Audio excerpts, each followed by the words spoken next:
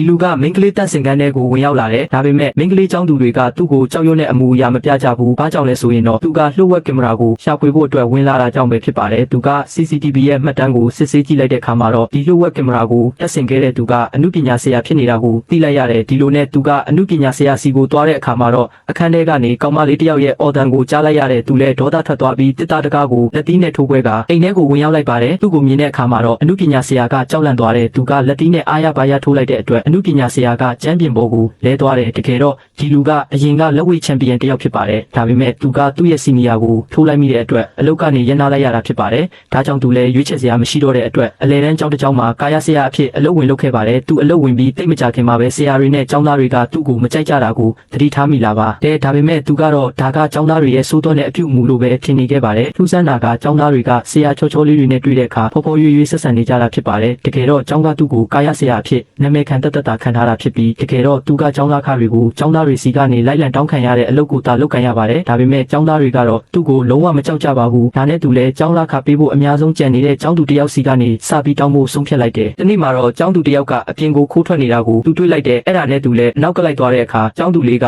နိုက်ကလပ်တစ်ခုတည်းဝင်သွားပါတယ်အထဲကိုရောက်တဲ့အခါမှာတော့လူဆိုးတွေကကျောင်းသူလေးကိုနှောက်ယှက်နေတာကိုတွေ့လိုက်ရတဲ့အတွက်သူကလူဆိုးတွေကိုတွန်းဖက်ပြီးကောင်မလေးကိုအပြင်ကိုခေါ်ထုတ်လာခဲ့တယ်ဒီကောင်မလေးရဲ့အချစ်ဆုံးတငယ်ချင်းကပျောက်ဆုံးနေတာတစ်လတောင်ရှိနေပြီဖြစ်ပြီးသူမနောက်ဆုံးမြင်တွေ့ခဲ့ရတာကဒီနိုက်ကလပ်မှာအလုပ်လုပ်နေတုန်းကဖြစ်ပါတယ်ဒီလိုနဲ့မိုးချုပ်လာတဲ့အတွက်သူကကောင်မလေးကိုအိမ်ကိုပြန်ပို့ပေးလိုက်တယ်ပြီးတော့ပျောက်ဆုံးနေတဲ့သူမတငယ်ချင်းကိုလည်းရှာပေးမယ်လို့ကတိပေးလိုက်တယ်အဲ့ဒီအတွက်နောက်တစ်ခါအခုလိုအန္တရာယ်ရှိတဲ့နေရာတွေကိုမသွားဖို့ကတိတောင်းလိုက်တဲ့ကောင်မလေးကလည်းသူ့ရဲ့စကားကိုမယုံကြည်တဲ့အတွက်ကားပေါ်ကနေချက်ချင်းပဲဆင်းသွားတယ်ဒါပေမဲ့ကောင်မလေးကားပေါ်ကဆင်းပြီးတိတ်မကြခင်မှာပဲအနက်ရောင်ဝတ်စုံဝတ်ထားတဲ့လူတစ်ယောက်ရဲ့တိုက်ခိုက်ခံလိုက်ရတဲ့ကောင်မလေးရဲ့ဖုန်းကသူ့ကားထဲမှာကြံနေခဲ့တာကိုတွေ့လိုက်ရတယ်အဲ့ဒါနဲ့သူကကားကိုပြန်လှည့်လာတဲ့အတွက်အနက်ရောင်ဝတ်စုံဝတ်ထားတဲ့သူစီကနေကောင်မလေးကိုကယ်တင်လိုက်နိုင်တယ်နောက်နေ့သူចောင်းကိုရောက်တဲ့အခါမှာတော့မိန်းကလေးတန့်စင်ကန်းထဲကနေမိခိုးတွေထွက်နေတာကိုတွေ့လိုက်ရတယ်အဲ့ဒါနဲ့သူကစစ်ဆေးကြည့်လိုက်တဲ့အခါမှာတော့ចောင်းသူတွေကစစ်လိတ်တောက်နေတာကိုတွေ့လိုက်တယ်အဲ့ဒါနဲ့သူလည်းတန့်စင်ကန်းထဲမှာစစ်လိတ်ရှာနေရင်လှုပ်ဝက်ကင်မရာတစ်ခုကိုပါတွေ့လိုက်ရတယ်သူကចောင်းအုပ်ကြီးကိုသတင်းပို့လိုက်ပေမဲ့ចောင်းအုပ်ကြီးကတော့တိတ်ပြီးစိတ်မဝင်စားဘူးဒါကြောင့်ပဲသူကဒီကိစ္စကိုသူကိုယ်တိုင်စုံစမ်းဖို့ဆုံးဖြတ်လိုက်တယ်သူက